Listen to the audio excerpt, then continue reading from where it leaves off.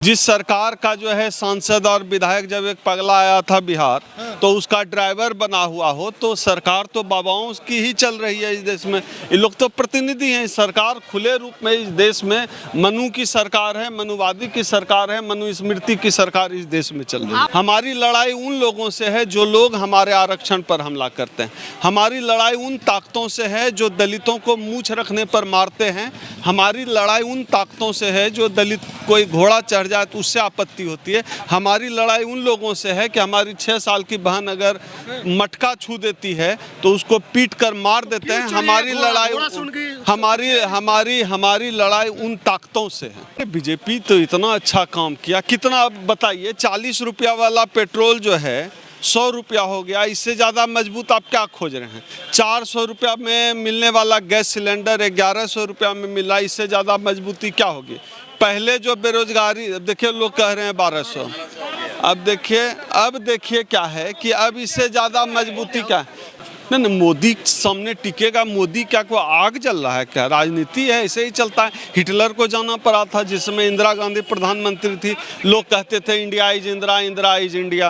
उनको जाना पड़ा, मुसोलिनी को जाना पड़ा। पूरी आप वर्ल्ड हिस्ट्री का अध्ययन कर लीजिए, किसी की भी सत्ता नहीं टिकती है, चाहे फासिज्म हो, लेफ्ट हो, किसी की भी।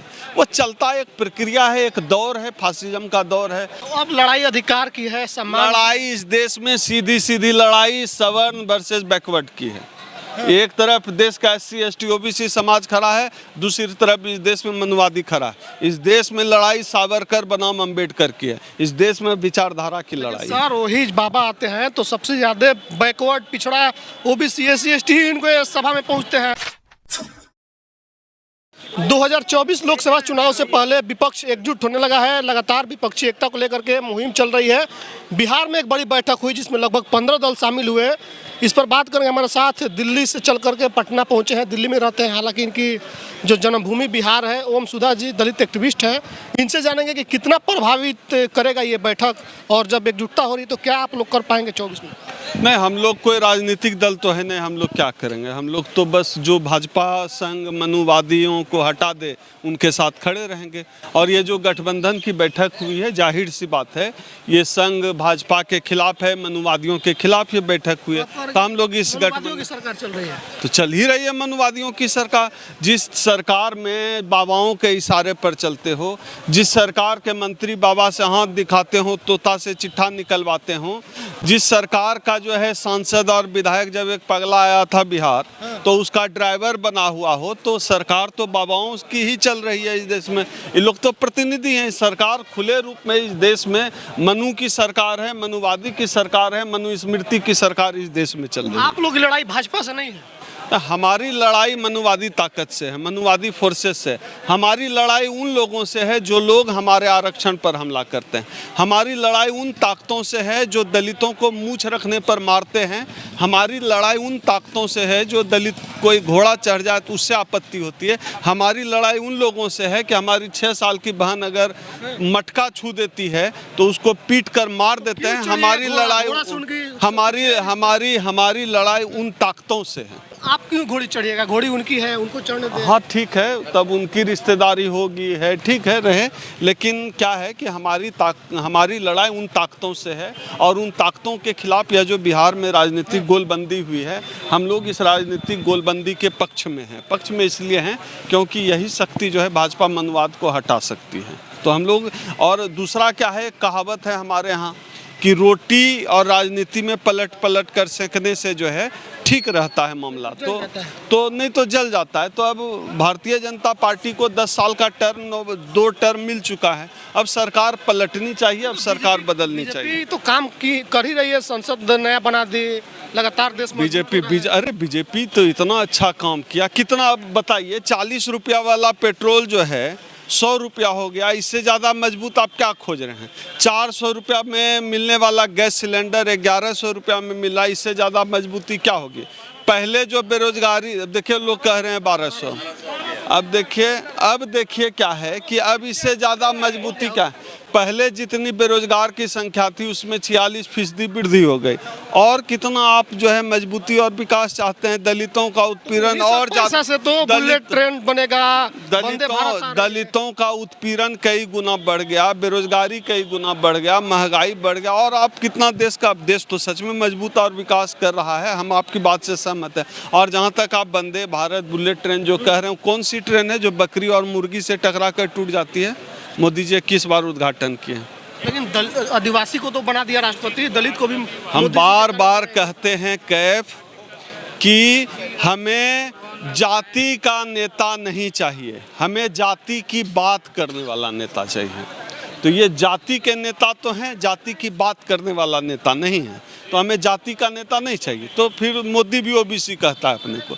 जाति की बात करने वाला नेता चाहिए। जाति की बात करने वाला नेता को ये बर्दाश्त कर पाएंगे ऐसा लगता नहीं। आप किस पर आप लोगों का भरोसा बन रहा है? नीतीश कुमार पर, राहुल गांधी पर? कौन चेहरा है जो मोदी के सामने टिकेगा? नहीं, मोदी सामने टिकेगा। मोदी क्या को आग जल रहा है क्या? राजनीति है, ऐसे ही चलता है। हिटलर को जाना पड़ा था जिस समय इंदिरा गांधी प्रधानमंत्री थी। लोग कहते थे India is Indira, Indira is India. उनको जाना पड़ा, मुसोलिनी को जाना पड़ा। पूरी आप वर्ल्ड हिस्ट्री का अध्ययन कर लीजिए, किसी की भी सत्ता नहीं टिकती है, चाहे फासिज्म हो, लेफ्ट हो, किसी की भी। वो चलता एक प्रक्रिया है, एक दौर है। फासिज्म का दौर है, ब्राह्मणवाद का दौर है, मनुवाद का दौर है। दौर भी गुजरेगा। सीधे सीधे बीजेपी काल जो मोदी जी का काल है, इसको ब्राह्मणवाद का काल बता रहे हैं। ब्राह्मणों का काल बता रहे हैं, सवर्णों का काल बता रहे हैं। ये जो मोदी जी का पूरा 10 साल का कार्यकाल है, ये दलितों को, देश को दलितों का कब्रगाह बनाने का काल है। आदिवासियों के हक हुकूक छीनने का काल है। ओबीसी को जो है कहीं का नहीं छोड़कर उनके बच्चों के हाथ में कांवर थमाने का कार्यकाल चल रहा है। लेकिन मोदी जी खुद ओबीसी है। मैंने अभी तुरंत आपको कहा कि जाति का नेता नहीं चाहिए, जाति की बात करने वाला नेता चाहिए। तो जाति की बात कहाँ करते हैं? लोग नहीं करते हैं। तो हमारी जाति का नेता नहीं है ये। तो अब लड़ाई अधिकार की है, सम्मान। लड़ाई इस देश में सीधी लड़ाई सवर्ण वर्सेस बैकवर्ड की है। एक तरफ देश का SC ST OBC समाज खड़ा है, दूसरी तरफ इस देश में मनुवादी खड़ा है। इस देश में लड़ाई सावरकर बनाम अम्बेडकर की है। इस देश में विचारधारा की लड़ाई। सर वही बाबा आते हैं तो सबसे ज्यादा बैकवर्ड, पिछड़ा, OBC SC ST ही इनको सभा में पहुंचते हैं। आपने बिहार में देखा कि 3000 साल की जो गुलामी है उसका असर ऐसे चला जाएगा? कैफ इतनी आसानी से जाएगा? 3000 साल की गुलामी, ये 3000 साल की गुलामी है। इसका इलाज अम्बेडकरवाद में है। पेरियार ने, रामास्वामी पेरियार ने इसका इलाज किया, ब्राह्मणवाद का। डॉक्टर अंबेडकर ने इलाज किया, महात्मा फूले ने इलाज किया, कांसीराम साहब ने इलाज किया। अब हम लोग इलाज कर रहे हैं। ब्राह्मण और ब्राह्मणवाद दोनों का इलाज हम लोग करते हैं। हम लोग स्पेशलिस्ट हैं उसका। इनका इलाज चल रहा है, थोड़ा लंबा प्रोसेस है, लेकिन अंबेडकरवाद से इनका इलाज हो जाएगा। लेकिन हिंदू राष्ट्र की भी तो तैयारी चल रही है। कौन है हिंदू इस देश में? SC ST OBC हिंदू है। नहीं, ऐसे दलित का शादी ब्राह्मण से हो जाता है क्या? OBC का, यादव का शादी ब्राह्मण से हो जाता है क्या? अगर नहीं होता है तो हिंदू कैसे? RSS का चीफ आज तक कोई ब्राह्मण क्यों नहीं बना? ब्राह्मण नहीं बना। कोई दलित क्यों नहीं बना? कोई दलित क्यों नहीं बना? तो न दलित ब्राह्मण में शादी होगी, न दलित ठाकुर में शादी होगी, न यादव राजपूत में शादी होगी। और दलित मुसलमान से लड़ाना हुआ तो दलित भी ब्राह्मण है, यादव भी ब्राह्मण है, कोयरी कुर्मी ब्राह्मण है। और जब हम अपना हक अधिकार आरक्षण मांगने लगते हैं तो हमको पीटेगा। जब हम घोड़ी चढ़ के शादी करने जाएंगे तो हमको पीटेगा। मूछ रखेंगे तो इसके पेट में दर्द होगा। तो कोई हिंदू नहीं है, कोई हिंदू नहीं है। सब लोग जो है इस देश में जातियों में बटा हुआ है, जातियों का समाज है देश। आप कह रहे हैं कि बैकवर्ड वर्सेस फॉरवर्ड का लड़ाई होने जा रहा है 24 में। है ही ये लड़ाई। इस देश में बैकवर्ड वर्सेस फॉरवर्ड की ही लड़ाई है। कौन हिंदू मुस्लिम? कोई हिंदू है ही नहीं इस देश में। कोई ब्राह्मण है, कोई राजपूत है, कोई ठाकुर है, कोई चमार है, कोई डोम है, कोई मुसहर है, कोई यादव है, कोई री कुर्मी कुशवाहा है। हिंदू कौन है? हिंदू अगर हिंदू सब है तो आपस में शादी ब्याह होता। कोई हिंदू, देखिए हमारी माँ बहन है वो भी सही बात कर रही है। कहाँ हिंदू है? तो माँ बहन जा अगर हम भी हिंदू हैं तो हम जब आरक्षण मांगते हैं तो हमारे ऊपर अटैक क्यों करता है? हमारे आरक्षण से इसको दिक्कत क्यों है? जाहिर सी बात है हम हिंदू नहीं, हम दलित हैं, शेड्यूल कास्ट में आते हैं। चलिए, तो ओम सुधा जी का मानना है कि 2024 में जो लड़ाई है बैकवर्ड वर्सेस फॉरवर्ड, यानी कि बिहार में जो नारा है मंडल वर्सेस कमंडल की लड़ाई 24 में होने जा रही है।